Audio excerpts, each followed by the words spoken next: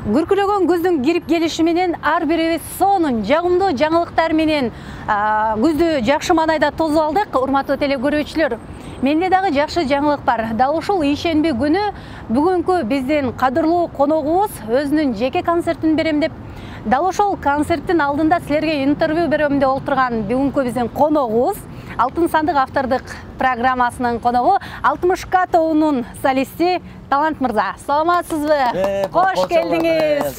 Талант Кадыров белгилүү ырчы, оончу 60 Кадыровдун уулу. Сахнада жүргөнүнө 15 жылдын жүзү болду. Талант Кадыров сүйүү арманы, эх жаным садагам, күзгү махабат, дос деген ырлар менен элдин жүрөгүнөн орун алган. Учурда үй бүлөлүү. Кандайсыздар урматтуу кыргыз эли, урматтуу YouTube каналынын жалпы жамааты.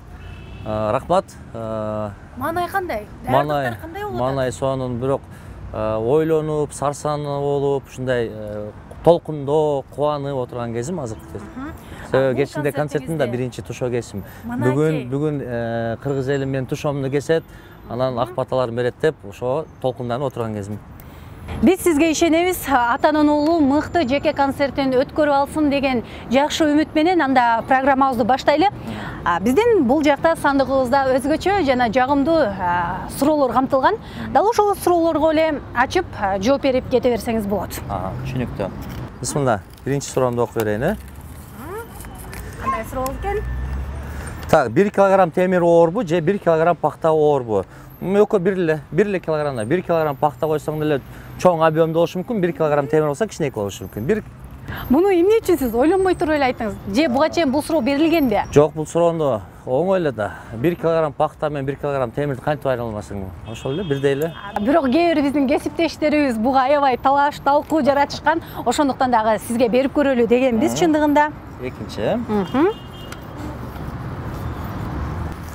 Так, үй бүлөңүз дейт. Суроо. Үй бүлө, эки кыз, бир уулдун атасымын.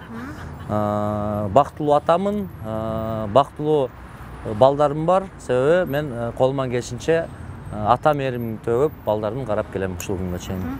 Ал эми келинчегиңиз тууралуу айтып өтпөйсүзбү? Келинчегиңиз негизи эле чыгармачылык жаатына аралашабы? Жок, чыгармачылык жаатына аралашпайт, бирок мен оң колум, оң көзүм, менин жүрөгүм ошол колдоп турат, ар дайым колдоп, коштоп турат, болгон оюн, кеңешин айтып турат. Мен дагы ушул биринчи ыр жазамбы же аранжировка кылсам, биринчи ушул келинчегимди угузам. Угузасыз, э? Ал эми сизди билебиз, бул чыгармачыл инсандардын үй бүлөсүнөн экениңизди. Негизи эле чыгармачылыкты кайсыл бир убактарда таштайм деген оюңуз барбы же? Жок, андай оюм жок. Себеби мен 4-5 жыл сахнадан алыс кетип, шоу бизнесте ырдыбай калып, бул заман турмушта үй бүлөлүү болгондон кийин мен бир эле үй бүлө эмес, апамды, бир туугандарым бар. Ошолордун да үй бүлөсүн карайм мен. Ушул күнгө чейин колдоп келем, жардам берем. Мен деген себеп эмне себептен? Атаман эрте айрылганмын, анан үйдүн улуусу болгондуктан атанын милдетин мен аткарып жүрөм. Ошондуктан мен чет жакка иштеген барганга аргасыз болдум. Атанын улуусу дагы, сулуу дагы баласы сиз турбайсызбы анда? Келиңиз, кийинки суроону ачып көрөлү. Так, эгерде ырчы болбогонуңузда кандай кесиптин ээси болор элеңиз? Мен эгерде ырчы болбогондо мен азыркы күнгө чейин ойломокмун, мен футболист болмокмун. Себеби мен кичинекей менен 4-3 курска чейин мен футбол ойноп жүрчүмүн. Спорт тармагына көп жүрдүм. Кикбокс, анан футбол менен көп машыктым. Мен оюмча мен спорт тармагына көп жүрмөкмүн эгерде ырчы болбогондо.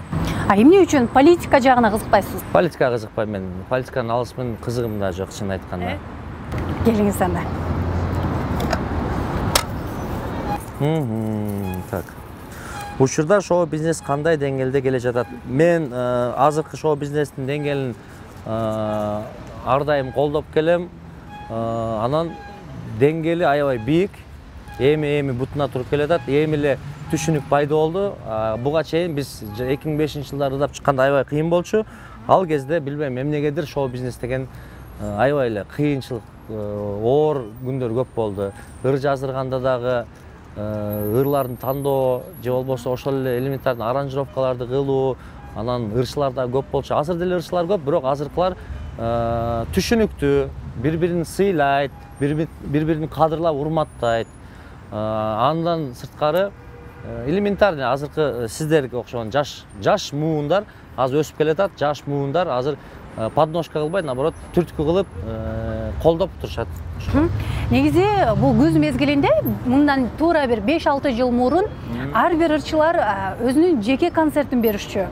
Кадимкидей күндөн күнгө биз концертке бара берип, кээде акчабыз калбай калчу. Ал эми азыркы учурда бул жеке концертин берүү саналуу гана.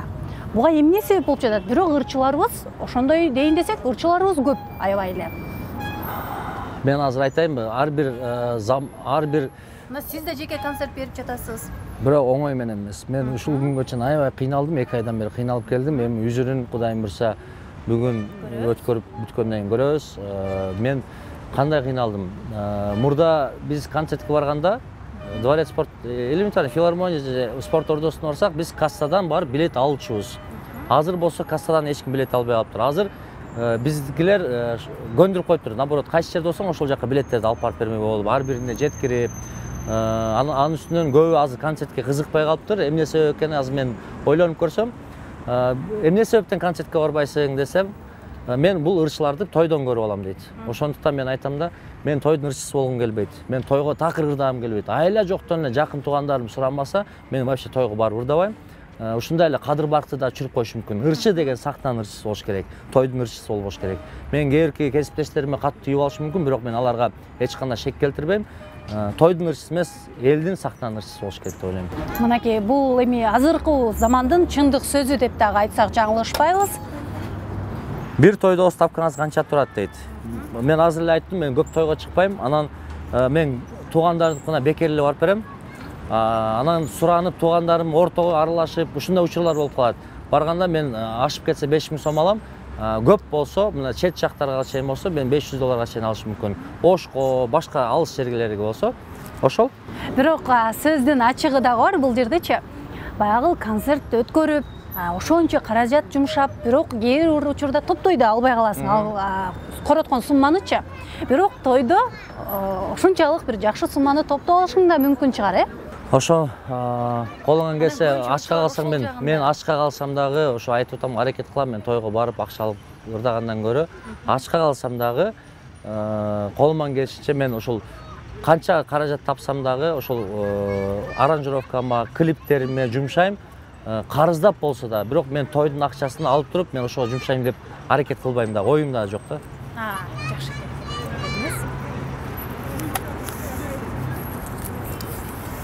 Күнү түнү тынбаган, бөлө чапсаң сынбаган. Бул табышмак экен.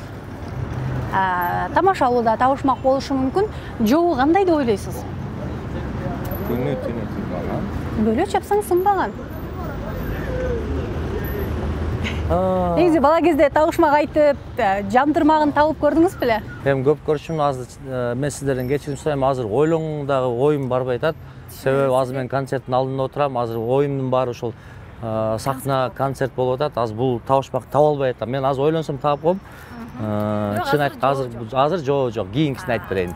Албетте, бирок биз жообун айтып коелу, урматтуу телекөрүүчүлөр, бул суу экен. Албетте, сууну чапсаң дагы сынбайт, токтобойт дагы. Бизден акыркы сурообуз бар. Балалык кездеги эң эсте каларлык учур дейт. Балалык кезде кайсыл учурларды айтып берейин. Эми азыр ушул концертиме жакыныраак атамдын атын коюп 60ка деп чыгып атпайбызбы? Ушул атам жөнүндө болгон учурларды айтып берейин. Бала кезде биз атабызды сагынып, курса болуп көргүбүз келчү. Себеби бизден алысыраак жүрүп калды, гастролдоп кетип калчу. Бир жылда 3-4 жолу көрчүбүз, даже көрбөй деле калчубуз. Ошондуктан атабыздын жанына барганда биз үчүн өтө сыймык, кубаныч болчу. Атабыз биз менен баягы эненин ролун же кемпирдин ролун аткарган жакшы көрчү. Өзү да актер, ырчы болгондуктан бир кулагы эмнегедир тешип болчу. Мен азыр эстей албайм, эмне себептен бир ырымдап кулагын тешип койгон экен. Ошо кулагына мамамдын сөйкөсүн салып, анан жолукту, халатты кийип алып туруп, анан атам ошол учурда мурду доңкойгон мындай болчу. Шыпырыгын карап алып, Баба Яганын ролун аткарып бизди коркутчу. Ошондой күндөрдү көп эстейм. Андан сырткары мен Мукаш Абдыраев мектебинде окуганда биз интернаттан циркке чейин класстар баардык окуучуларды, классташтарын же мектептин окуучуларын баарын тизип алып циркке алып барган ошол жылдары. Анан циркте чыккандан кийин мага ошол цирк өмүрүмдө биринчи жолу кичинекейимде да бала кезде ошол жаныбарды көргөнүмө сүйүнүп интернетке барып кайра мен мектептен качып өзүм циркке баргам да. Анан бардым, циркти көрдүм. Эми жаш балдарга бекер да. Чыккандан кийин ошол жылдары Coca-Cola деген, азыр Coca-Cola жаңы чыгып аткан экен ошол жылдары. Эстеп көрсөмчү, ак Ниванын артында Coca-Colаларды бекер таратып, акция өткөрүп, реклама кылып аткан экен. Азыр ойлонуп көрсөм. Анан каяктан билбем, чөнтөмдө бир пакет бар экен. Пакетти алдым колума. Элдерди аралап кичинекейсиң да. Колумду сунсам, колума кола тет пакетке салып, ошентип жарым пакет коланы алып алып, Мукаш Абдыраевдин жанында киоскалар бар, ошол жерге алып барып, эже оптом сатам аласызбы деп туруп, акчага арзан сатып туруп, акчасында мен батоннан, кефир, колбасалар алып, интернетте жаткан Ачка каласың, Ток каласың классташтарын багып жүргөн күндөрүм болгон. Негизи эле бала кезде эле сиз аябай эмгектенген, тың болгон турбайсыз ба? Биздин сандыктагы суроолор дагы жыйынтыкталды, урматтуу телекөрүүчүлөр. Ал эми бул негизи эле жеке концертке канча ай даярданганы жана канча каражат жумшалгандыгы тууралуу сизден кыскача сурайлы дагы бүгүнкү биздин берүүбүздө жыйынтыктайлы. Бул концертке даярданганыма уже Кайсыл коноктор болот? Бүгүнкү концерттин өзгөчөлүгү эмнеде болот? өзгөчөлүгү коноктордон биз биринчи эле устатыбыз Бекборбиев болот. Мен жанымда азыр досум, кесиптешим, акыркы күндөрү чогуу дуэттерди ийгилик турдап, элге жакшы жагымдуу маанай тартылаган Ая Садырова, Тынар Курбаналиев агам болот, Урмат Усенов, Неля досторум, Султан Садралиев, Ильяс Абдыразаков, Нурлан Насип, Элиза Розова, анан концерттин алып барчысы No Name командасы, андан сырткары коногум болуп Абдылда Иманкулов да келип берем деген. Эми көрөбүз бүгүн.